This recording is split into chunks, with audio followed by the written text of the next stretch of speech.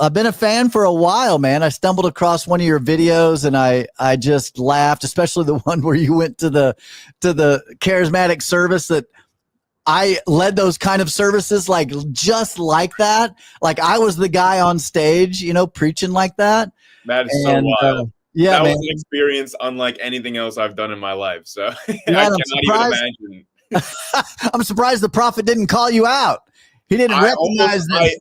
I almost felt like I was going to be called out or going to be found out as not being a true believer whenever they felt like there was something special about me, because they went up to me and asked me if I wanted to come sit right in the second row, right at like the very front, in the middle. Like I'm locked in. I couldn't escape even if I wanted to. Yeah, they're like, this guy needs Jesus. Yeah, they knew.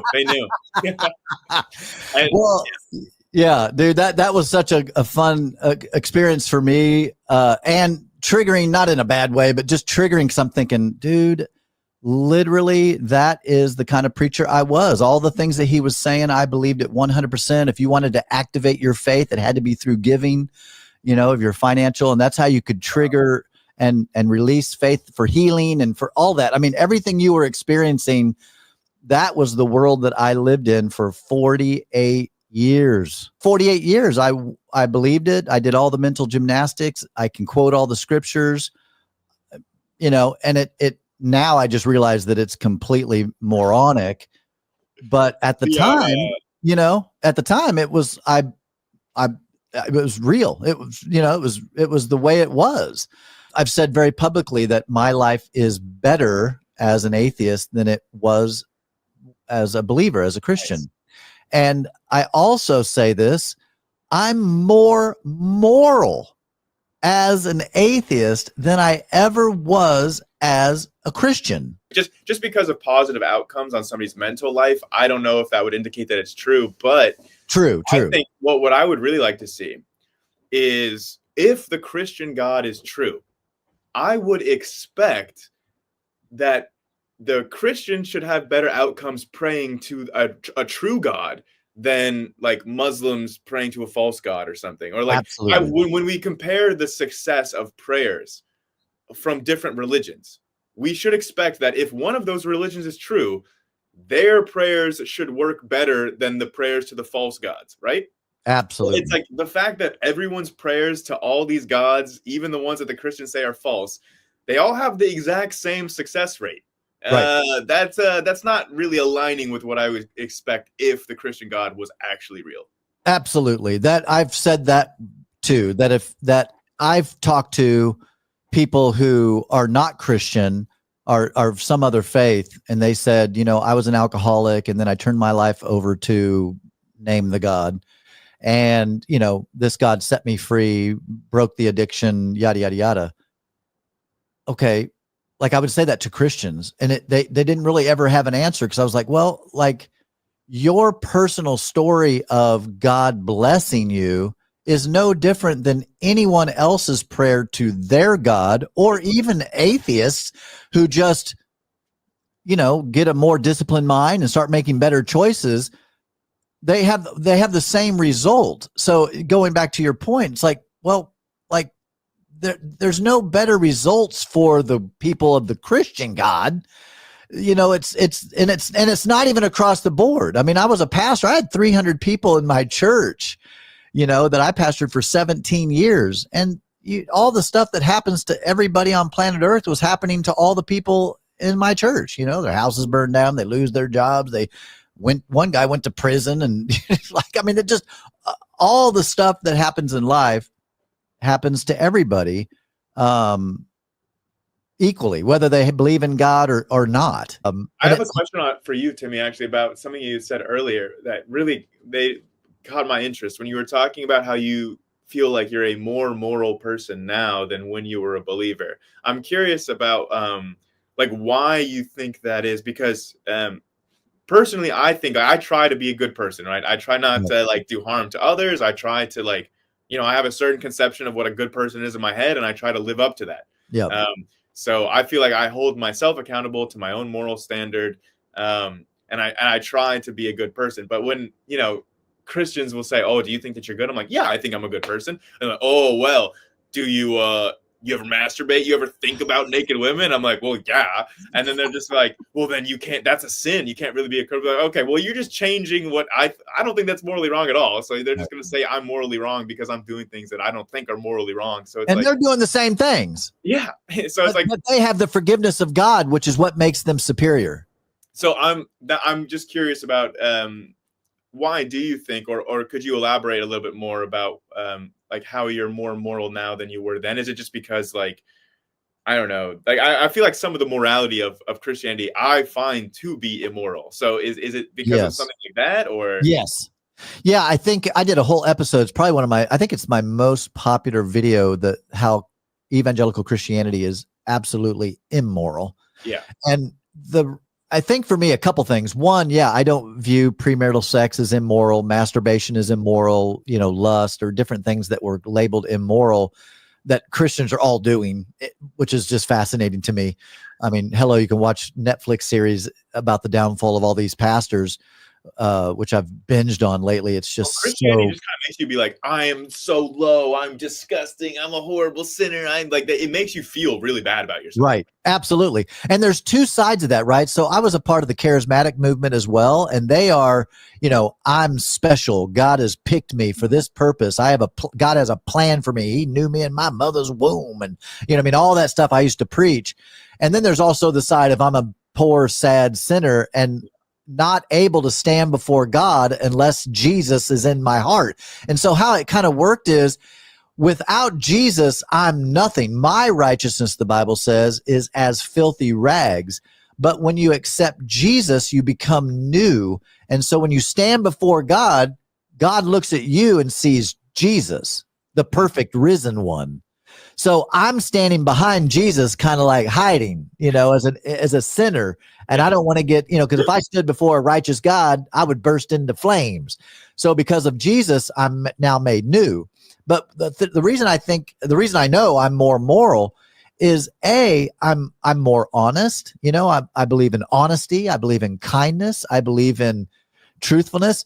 As a Christian, this is just a easy example. Like if I would have sold a car back when I was a Christian, if I'd have got it out of the shop that day and then I'm going to sell it because this is a lemon, someone would have come to buy it. Well, that's all under the blood of Jesus. All the stuff about my car that's shitty that's in the past. And Jesus, God threw all my sins as far as the east is from the west. So all that's been buried.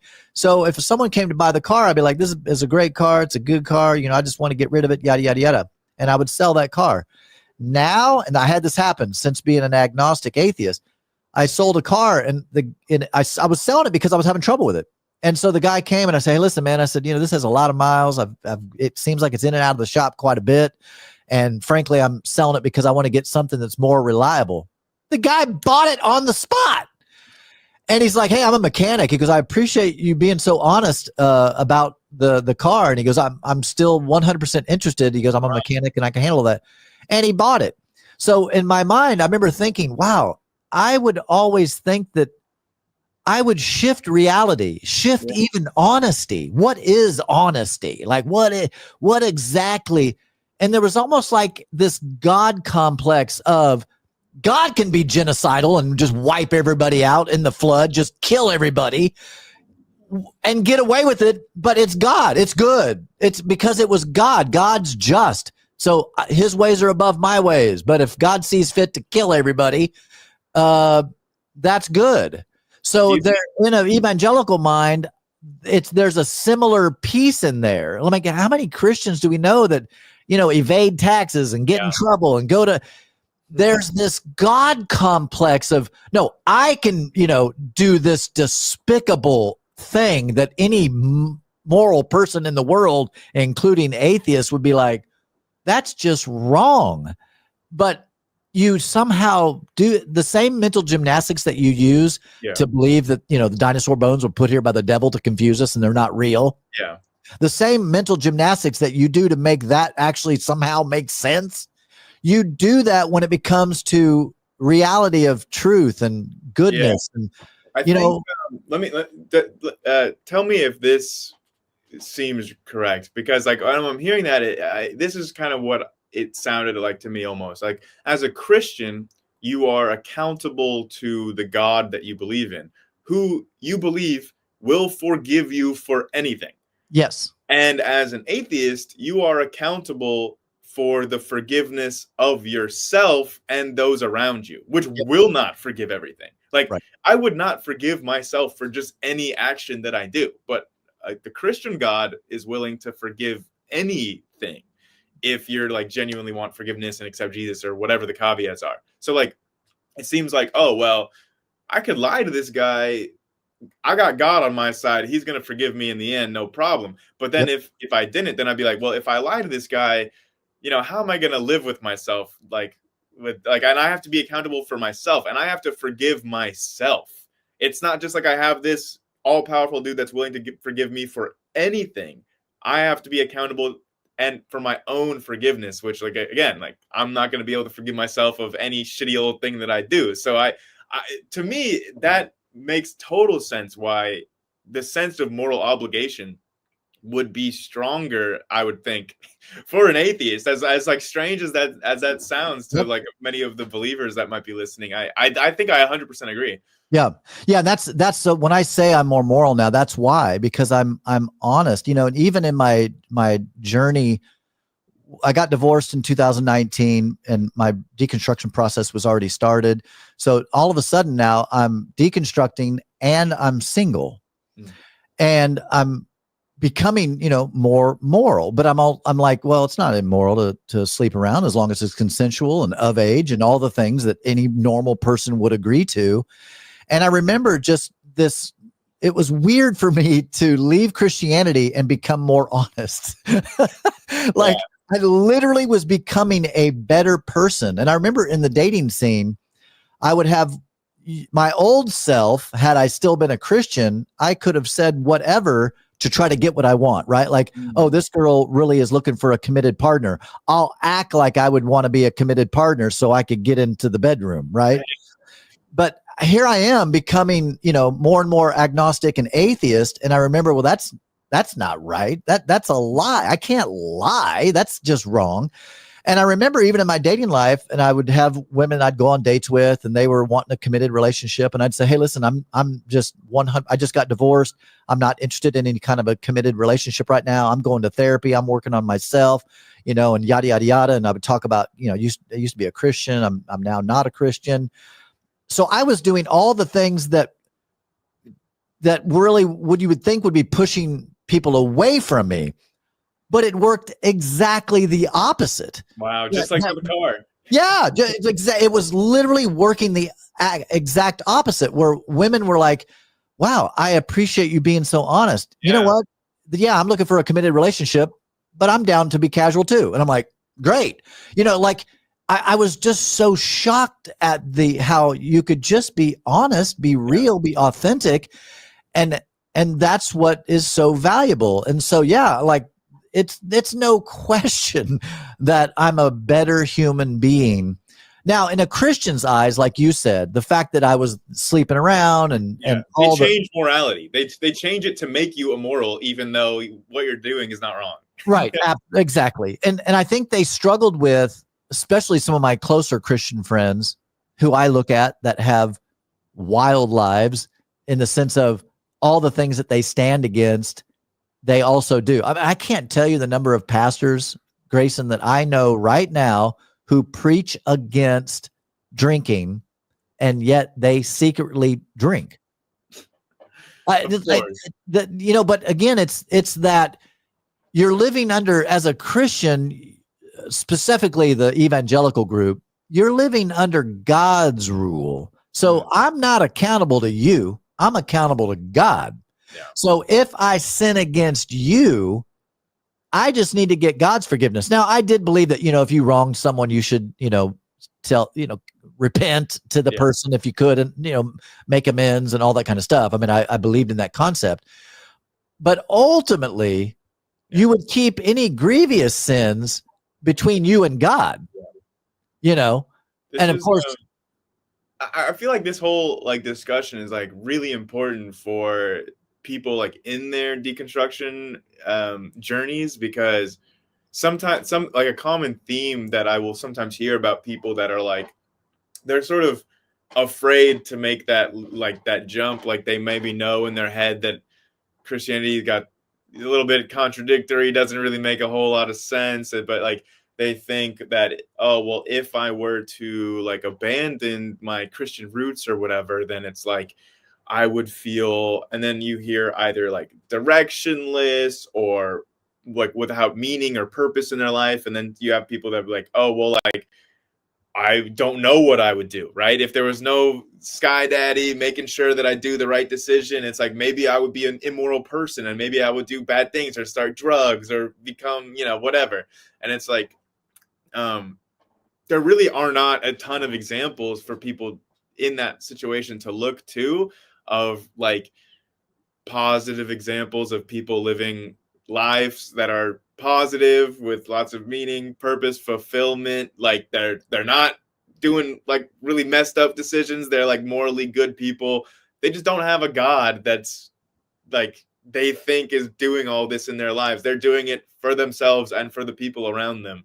And so I feel like having positive examples of like atheists not being like, I don't know. There's honestly not that many examples of atheists being like psychopathic murderers running around, True. but like people think that they are. So like Right. having positive examples of like, hey, like you can live a life without God and it can be full of like, I mean, I'm a very happy guy. I've got friends, I've got family. I mean, like I've got like good people around me, good living situation. Like I'm happy and fulfilled, and you don't need a God for any of that. I just want to say, like, if there's anybody listening right now that's afraid that they need a God to feel any of those things, you don't at all. I literally have never been a believer in my whole life, and I'm happy and fulfilled and content. Yeah.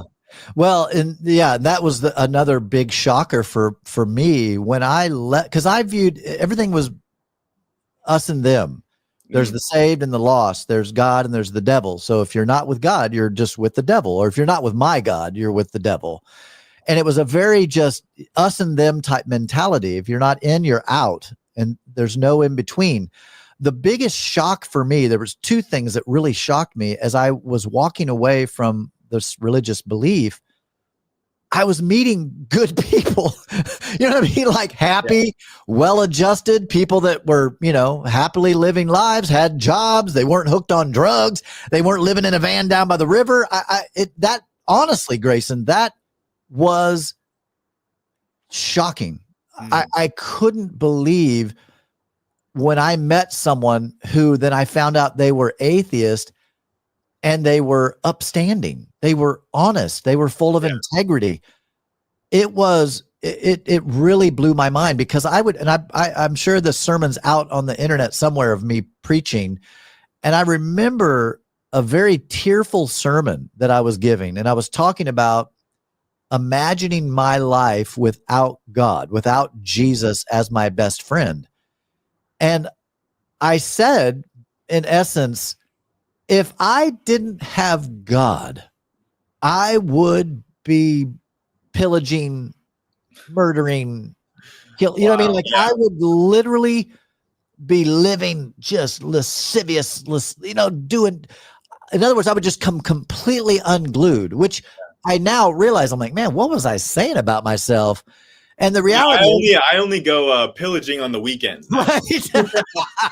Right. And that was also a shock for me because I honestly, sincerely believed that. So then as I was beginning my walking away, I thought, man, what kind of person am I going to be without God controlling my fleshly, lustful behavior?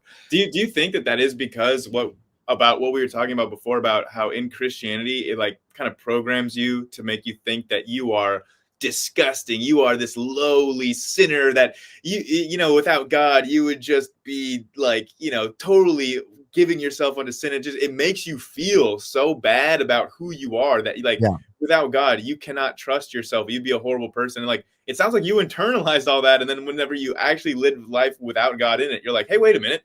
I'm actually a decent guy. Yeah. Yeah. Honestly, and I was going to therapy during this time and thankfully I chose a not religious therapist. Yeah. And the therapist really helped me realize because I had divided my life into the evil, sinful Timmy, who wanted to do just wild things. And I Like thinking about compartmentalized. a naked woman. Oh, Oh yeah, absolutely. evil. Yes. I remember I did this so many times in my sermons. I would say that this is how I have to deal with my flesh. My flesh wants to do the most corrupt, lustful things, but I crucify my flesh. I surrender my will to God's will. And what I did is I divided myself into this part of me that was in a cage that I kept locked, chained, put away, because that part of me is the devil and it's evil and he wants to do bad things like masturbate and lust over women. So when I went through the divorce and I'm going through my deconstruction process and I'm going to therapy, I never forget the therapist in one of the sessions said, "Okay, Timmy, we're going to let that Timmy that you have in the cage, let's let that Timmy out of the cage. Like, let's get the keys out. Let's undo the lock and the chains. And let's just see if that Timmy is as evil and as dark and as bad as you think." And so over the weeks of counseling, we did that metaphorically, clearly. I unlocked the keys and the things, this part of me that I was choking out, like, let that person out. And she said, "Listen, let's merge that with who you are." Like, that's not the devil in you, that's you.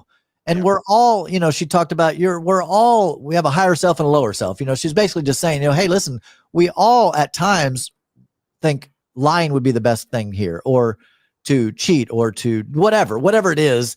You need to merge those two and like realize eating a bunch of string cheese at 2 a.m. I mean, right. Right. And realizing that when I let that part of me out of the cage, he wasn't a bad dude at all. Clearly, I've never gone around pillaging and doing like that. What I thought about my other side of me that I learned during Christianity, what I learned is no, that dude's a good dude. It's just a human dude that wants to masturbate. You're single, so you want to have sex. Like, that's just part of what you want to do. And there is a moral way to live life. And I don't need God or those boundaries. I felt like God was, and my angel. See, I believed that when I gave my heart to Jesus, that I was assigned an angel that was like always with me, protecting me. Okay. Apparently this angel was sleeping a lot. But anyway, and that this, I was protected. And if I was to leave the faith, or if I was to walk away from the covering and walk away from the angel that was protecting me, I was just 100% making myself available and vulnerable to the evil devil of this world who wants to seek, he's seeking whom he may devour. He's looking to get you, which is so interesting, because even as a Christian, right, you've got the devil trying to get you. You don't want to be too Christian, because then you're really a target of the devil, because you're hurting his kingdom.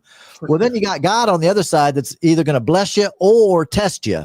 Yeah. And so you're just always being, is this God testing me, or is this the devil tempting me? Like, what is going on here? Can I rise above this temptation? And it produces so much guilt and shame. I felt like a bad guy.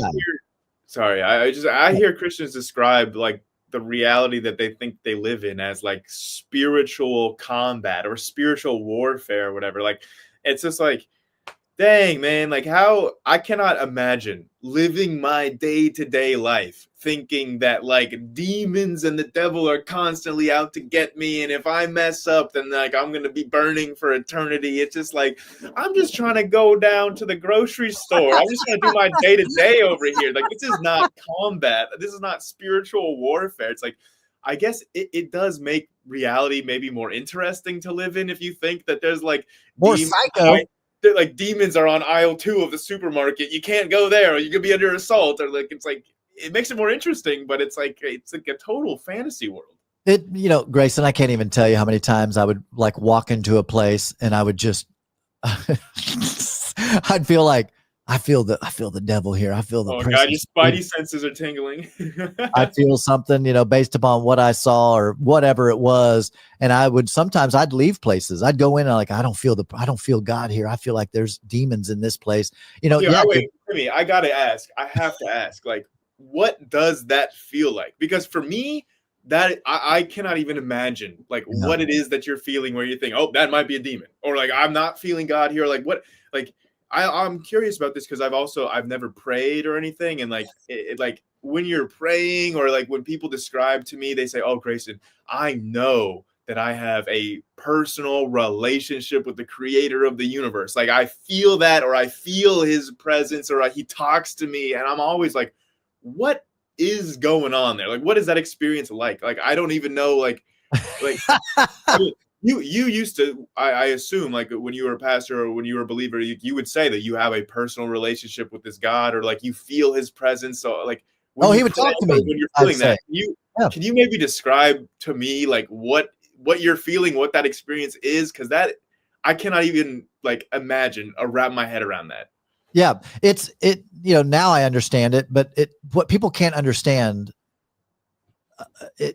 I really believed it all, right? It was I was raised this way. I was born on the church pew. So it was a part of my brainwashing all of my life. So you make things become reality in your own mind, right? So I remember, like when I would pray, I would hear the voice of God. Clearly, I'm just talking to myself. It wasn't like an audible voice, but it was audible in my own mind. Wait, so like whenever I say in my head, like, Grayson, don't forget milk at the store or something, like vocalize it in my head, like that's God. Would it sound like your own vocalizations in your head, or like is it? Yeah, wow. We didn't even talk about that. Just listen, God talks through you, so his voice will sound like your voice. Whoa. Okay, yeah, I had no idea about that. Okay. Yeah, and clearly, anytime that you've heard a voice to do something bad, that was the devil, right? Like if you felt, if anything that was what you were taught was wrong, because your conscience is shaped by your teaching, your upbringing. So wait. Like in my day to day, like I got thoughts that come into my head or whatever. As like if I was a Christian, I would be basically like demarcating some of those thoughts are me, some of those thoughts are God, some of those thoughts are the devil, and you just have to like try to figure out which is which every day. Yes. Yeah. That's awful. That's terrible. And I know it is. It's awful. And I'd always say this, we're led by the Spirit. So in the Christian teaching, you believe that when you accept Christ, your spirit, we believe that what I used to believe is you are a spirit, you live in a body, and you have a soul. So when you get saved, your spirit is made new. And so there's always this war of your spirit wanting to be godly, good and all those things. And the most rotten part of us is the flesh. The flesh wants to do evil things, right? It wants to just do evil things. And so you're always trying to decipher based upon what you were taught, what you were brainwashed to believe, knowing what you were told is evil. So anytime you wanted to, I want to masturbate. Well, that's clearly the devil. Like that's clearly the devil trying to tempt you to sin in that way. And so you were constantly trying to figure out what is this? Is this God? This is the devil? Is this just my own thoughts? But your own thoughts were persuaded. I used to say this. I know this is weird, but I'm tapping into some of my old teaching. So I've got, God on one side, the devil on the other, and then I'm in the middle. God's telling me to do something. The devil's telling me to do something. And which way am I going to go?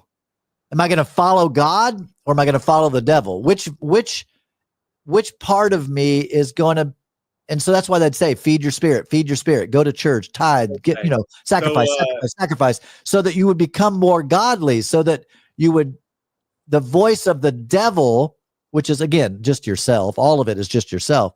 But when you thought, hey, this is the voice of the devil, I want the voice of the devil to have no power in me.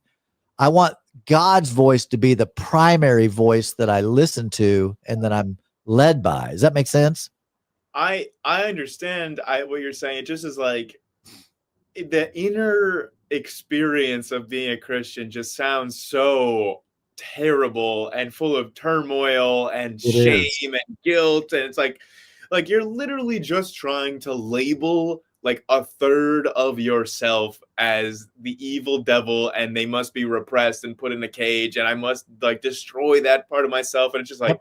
it just sounds like the day-to-day experience of being a Christian is like just truly terrible. I'm just like It always is. feeling bad and guilty. Like you're like the lowest of the low, and you're always failing. And it's like, yeah, I mean, that just sounds terrible. I go through my day-to-day of be like, I'm not having some sort of constant existential struggle. I'm just like doing what I want to do. I'm enjoying like what needs to be done. Yeah. I'm enjoying the life that I have. Like the actual like process of like being alive is just kind of nice sometimes when you're not constantly trying to think about like, are you dooming your eternal soul, and are you this evil low thing, and oh no, I'm kind of horny right now, that means I'm doomed forever. It's like, Yep.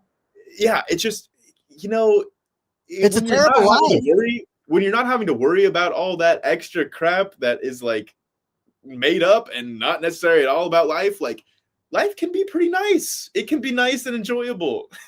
Well, that, Grayson, I'll tell you again, being in that world, I still have people in that world that, are friends of mine.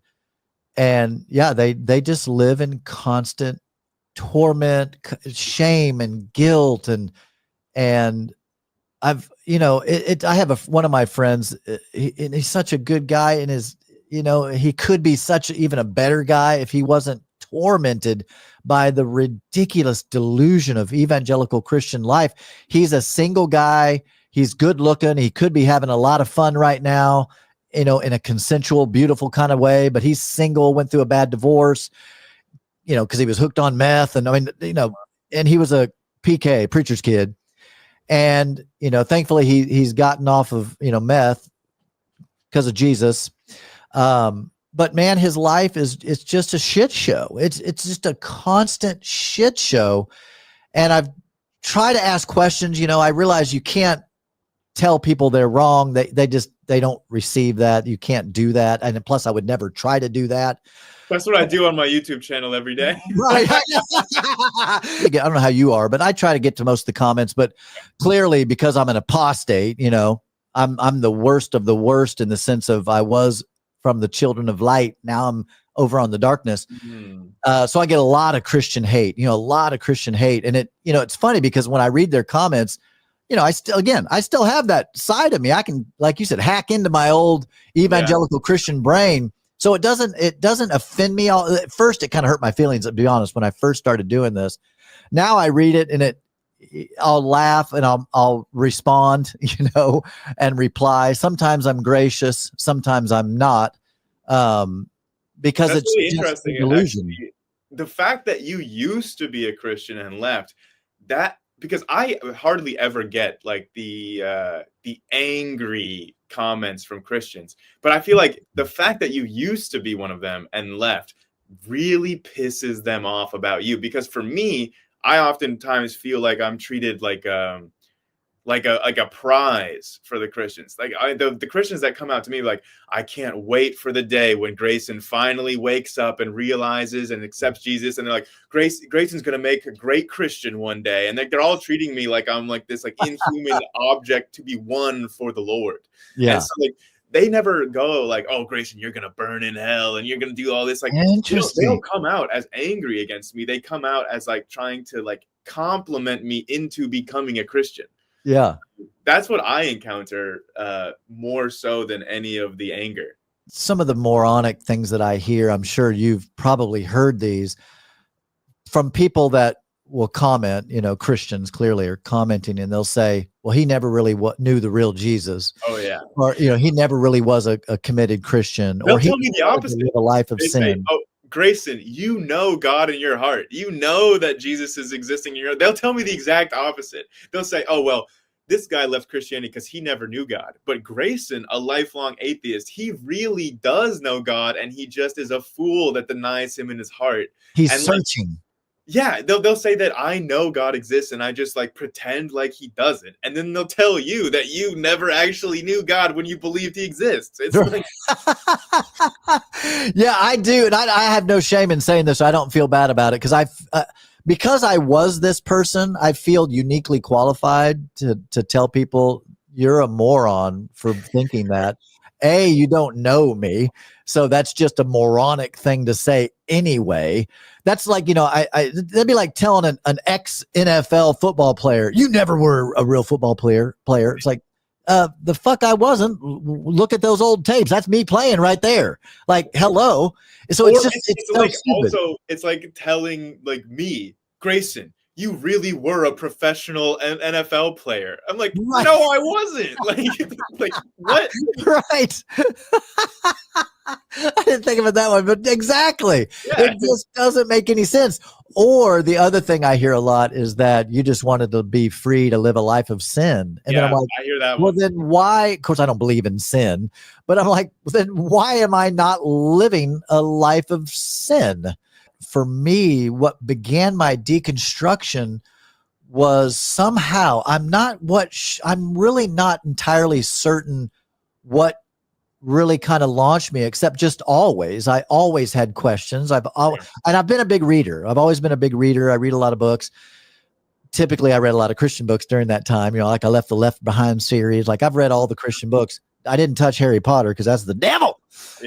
But I was a reader. So I would encounter different things. And so I guess there were just little seeds of doubt or questions that there was no good answer for. Like, why did this person die when they loved God? They were praying. They believed in healing. They were a pure person. How? And so it just started. It's kind of like when a cult leader dies, it's like it creates all this disillusionment. Like, I thought we were all going to be resurrected together. How could this happen? Things like that. Like the natural spontaneous abortions. Like that doesn't make any freaking sense. Like if there was one thing that I would not expect if the Christian God existed, it would be for natural, like a woman to get pregnant naturally and then for the fetus to just be inviable and die. Like a natural spontaneous abortion.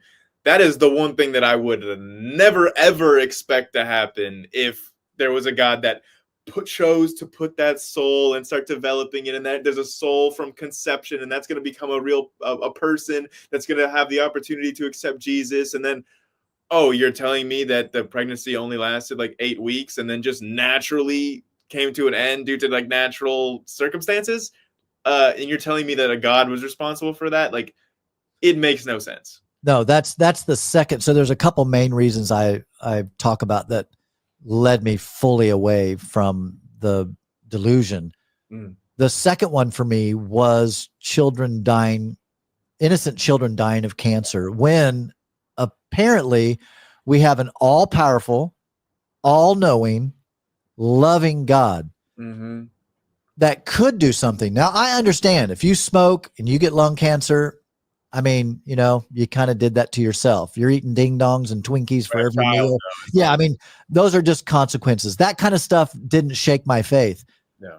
But innocent children needlessly suffering when people were praying, I couldn't reconcile the whole suffering, innocent suffering.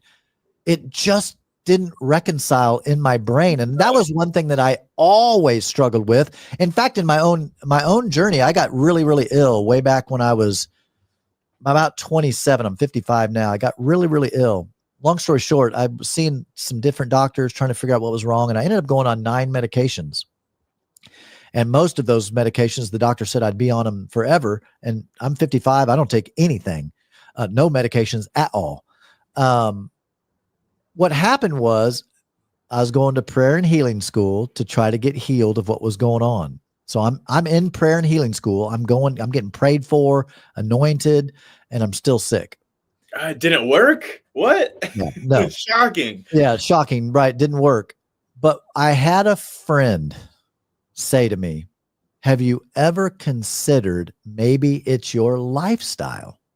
That maybe it's the way you eat And I thought, I mean, no, I'm eating like everybody else. I eat like everybody else, McDonald's, Pizza Hut, Kentucky Fried Chicken. Like, I just eat like normal people, right? I started learning about nutrition. I'm not a vegetarian now, but I became at that time a super health nut vegetarian. About 2 months later, my symptoms are going away. I'm going off all these medications. Finally, I get off all 9 medications. I end up losing like 50 pounds. I'm healed, right? I'm healed, not through prayer, not through any of that, but changing my diet, changing my lifestyle. Yeah. And I remember asking God, what was that about? Like, what was that about? Like, were you unable to heal me miraculously? Why did my own body have to heal itself just naturally, look like what could happen to any person in the world that would make the changes that I made, would probably see some kind of benefit from that? Yeah. Why couldn't you have? Because it would have been a great testimony had I just been prayed for, and voila, all of a sudden, cheeseburgers are turning the kale. If we lived in a supernatural world, then that is a completely sensible thing to expect. But if we live in a materialistic world, then obviously making a materialistic change would have had the desired effect. So, yeah, I mean, it did end up being testimony, just not for the supernatural. Yeah. And that's, again, it's almost like I had a blackboard in my life as I'm going through my life. Here's a point to God. Here's a point for no God, natural science or whatever. And I started realizing that the check marks kept adding up on, let's just say, the science side of natural, and the side of God. I feel like there's a God. The Bible says there's a God. There's really not much else that could be up on the board outside of that. So then I started someone asked me one time, I remember they said, what if Hinduism is the true belief system and your religion is actually wrong? Dude, that question really fucked with my head, because I remember thinking, I think they're wrong, right? Like, I know they're wrong. Christianity is clearly the true one. Hinduism is clearly the false one. But that question kind of put me on my heels, because I thought, well, how do I know? I'm honestly shocked by that. I figured that if I was to be a believer in a religion, like, I thought that everyone would have asked that question to themselves if they actually believed in a religion. I would have just assumed that at some point every single person would have thought that through, about why do I believe this one is true and not the other ones that other people believe. I just figured that that's a normal thing that everyone would just naturally ask themselves. But I guess growing up in these belief systems, you're just like trained not to think like that. Yeah, you're believing the true one. I mean, it's very, I realized that I was pretty narcissistic, you know what I mean? In the sense of, I had the truth. You know what I mean? Like, I was special. God loved me. Yeah. That's what they tell me. Like, Kent Hovind, like famous young. Yeah. Oh God. So I traveled to Kent Hovind's Dinosaur Adventureland and debated him there in person. And whenever I was leaving, like, one of the last things that Kent said to me, like, I stayed the night at Dinosaur. He's a wackadoodle, man. He is he's a wackadoodle. But one of the last things he told me when I was leaving his cult compound, he shakes my hand and says, Grayson, you keep on climbing that ladder of truth, like, keep getting on those rungs. And then when you get all the way to the top, I'll meet you there and say hello, and I'll welcome you at the top. Like, he's like, I'm already at the pinnacle of truth, and I'll meet you there whenever you get here, is what he told me. So, what a narcissistic buffoon. Oh, yes. Like, literally, that guy is a buffoon. Brother, man, I can't even tell you, dude. It was a real honor to talk to you. Your videos have really helped me, seriously, along my deconstruction journey as it relates to science stuff. because that's just not my expertise. I'm just an old evangelical preacher. So it's been a real joy chatting with you. I hope we get to do it again. Yeah. Everybody that's watching the show, make sure you like and subscribe to his channel as well. Cuss and discuss down below, like I always say. Peace, everybody. Peace out. Thanks for having me, Timmy. Yep.